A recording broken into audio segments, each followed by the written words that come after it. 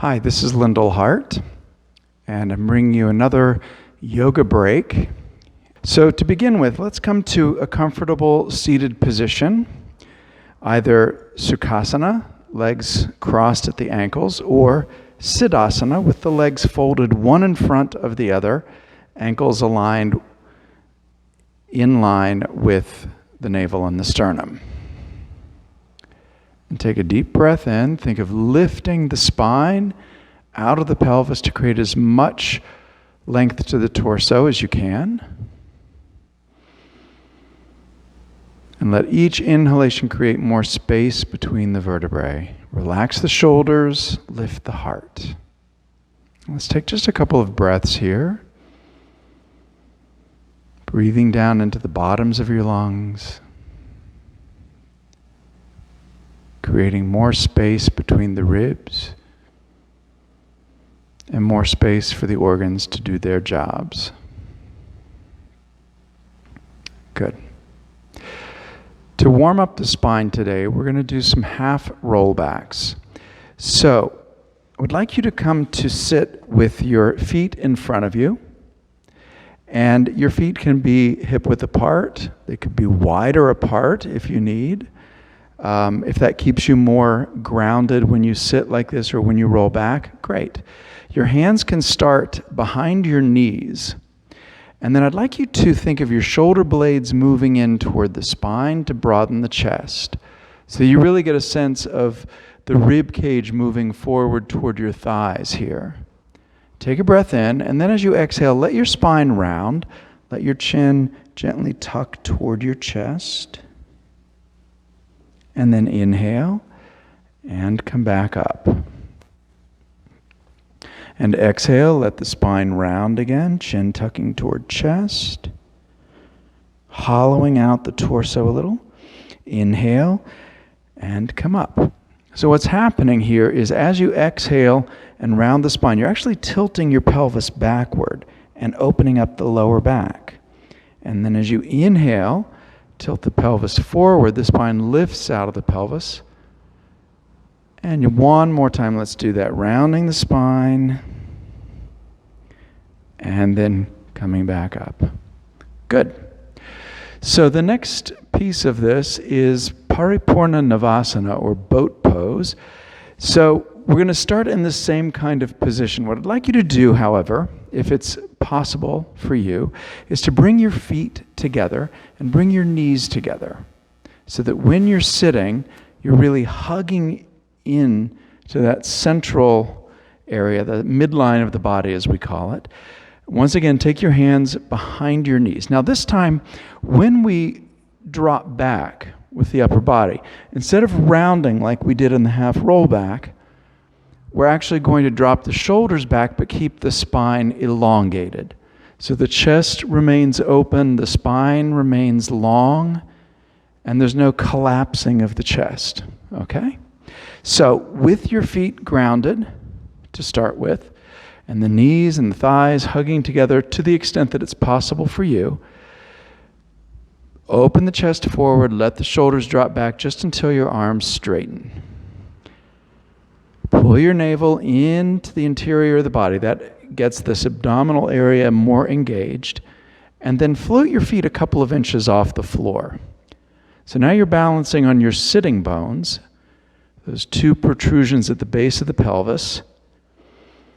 And once you've established your balance, see if you can bring your shins parallel to the floor. Keep drawing the shoulder blades toward the spine, opening the chest. Just let your head float in a more or less neutral position, looking forward toward your feet. Now this may be a sufficient challenge for you to stay here.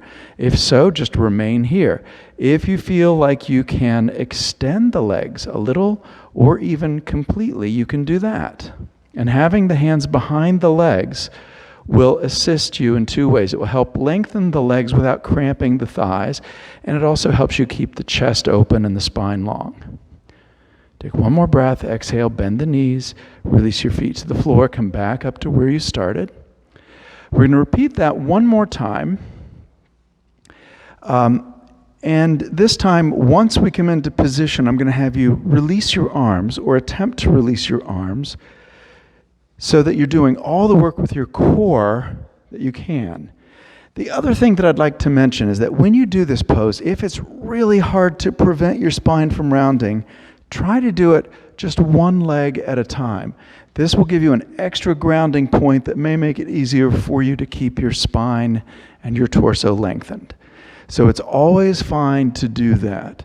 And then if you're doing that variation, just occasionally switch feet, okay? So here we go. We're going to do this boat pose one more time. Shoulders back, chest forward, rib cage blossoming open toward your knees. Let your upper body drop back until your elbows straighten. Float your feet a few inches off the floor. And then slowly bring your shins up. And see if it's possible for you to extend your arms.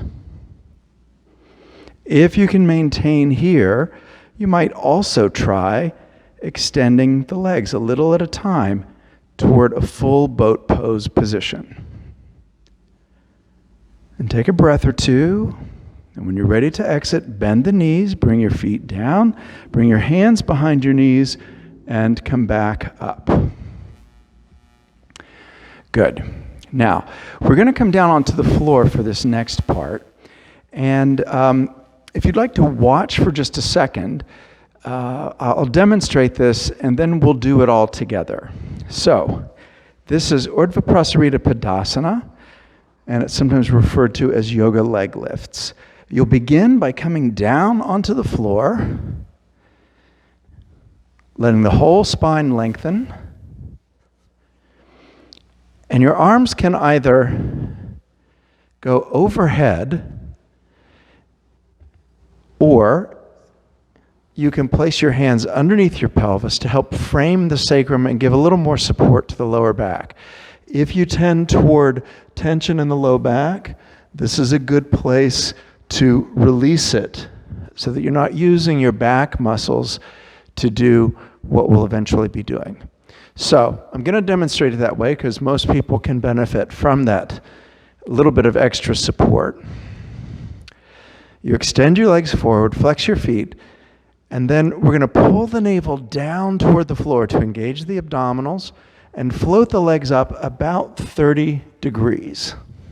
And we'll pause there for about 15 seconds, and then we'll come up to about 60 degrees and pause there, and then we'll come up to vertical, and we'll remain there for approximately a minute before doing a long, slow release downward, controlling the movement with the abdominal muscles until the legs hover a few inches above the floor, and then release.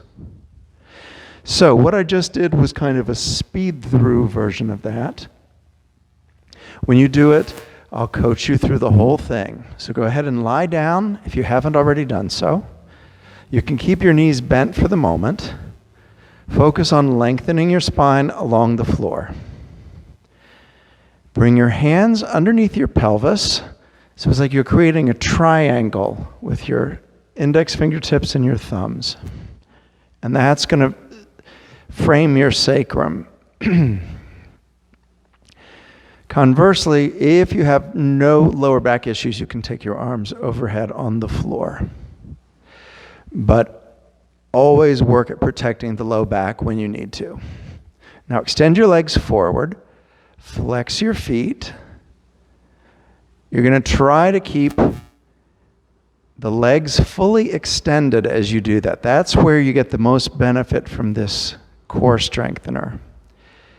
If you need to at any point, especially in consideration of the lower back, you can bend your knees. But see if you can keep them extended. Now, you're hugging the inner edges of the legs and the feet together, flexing the feet. You take a breath in, and as you exhale, pull the navel toward the floor and float your legs up about 18 inches or so. You keep pulling the navel in and breathing.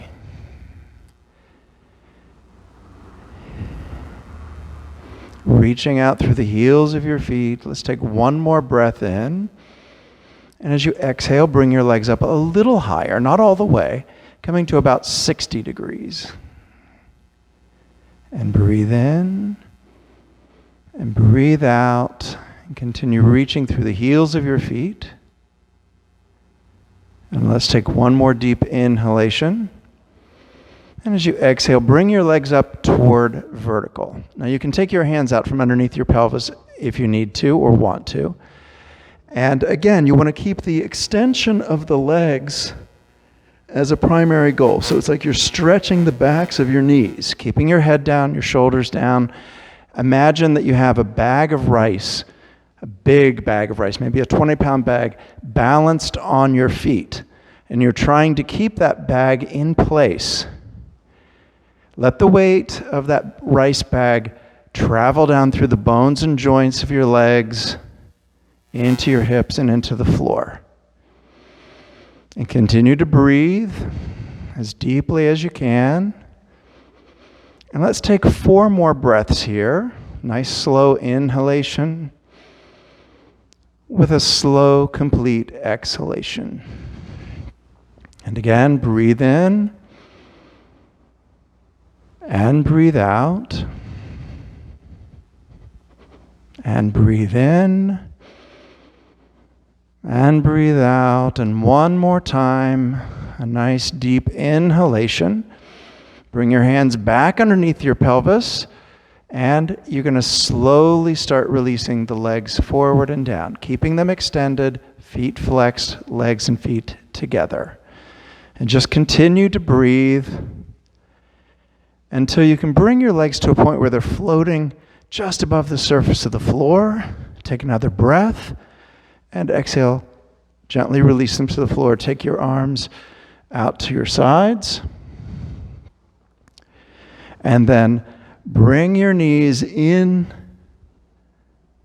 and hug them in Uppanasana. If you want to, you can rock a little side to side to help loosen up the lower back. And then bring it back to stillness. And I have one other thing that I'd like to do with you right now. And that is a little mini pelvic lift. So let your feet come down to the floor for a minute and just watch. You're going to bring your hands behind your head, interlace your fingers, and let your head rest in the palms of your hands. Bring your knees toward your chest, extend your legs upward, and roll your head and shoulders up from the core, not from tugging from the arms or the shoulders or the neck. And then we're going to take the heels and press them straight up toward the ceiling and then release the hips down. So in that idea of pressing up, you're not swinging the legs to lift the hips. It's just a pressing straight up and a releasing down. And we're going to do that several times. This is a really great way of accessing the lowest part of the abdominal range, down below your navel. And this part is hard to isolate, but this will actually do that really well for you. So let's do that. Take your hands behind your head, interlace your fingers, and create a little nest or cradle for your head. Elbows can stay wide apart. Float your knees toward your chest so you lengthen the lower back, and then extend your legs up toward the ceiling. Now, if you have tighter hamstrings, this is going to be a challenge just to keep the legs extended. So if you need to, put a little bend in them so that you can keep your legs more or less vertical, but try to keep them active as much as you can. All right, you're going to pull your navel toward the floor and roll your head and shoulders up, almost like you're trying to touch your forehead to your knees. Take your breath in. As you exhale, press your heels straight up and let the pelvis lift a little. Now, it might even be an imaginary movement. So just visualize it. Set the intention and release the hips down. Take a breath in. Exhale, press up slowly. And inhale, release the hips down again. And exhale, press up. Inhale, release. One more time. Exhale, press up. Inhale, release. Bend your knees, bring your feet to the floor, roll your spine down, And release your arms to your sides. Bring your knees in and hug them in again. Rock a little from side to side. Let the lower back relax. And then bring it back to center.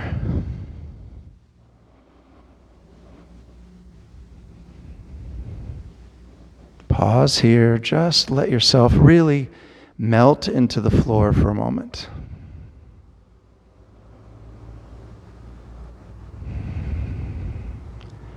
And then you can release your feet to the floor. Extend your legs. Let your arms relax at your sides.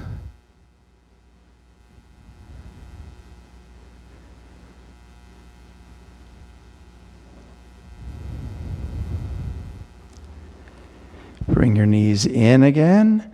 This time roll over to your right side. And using your hands for support, come back up. And take a deep breath in. And exhale.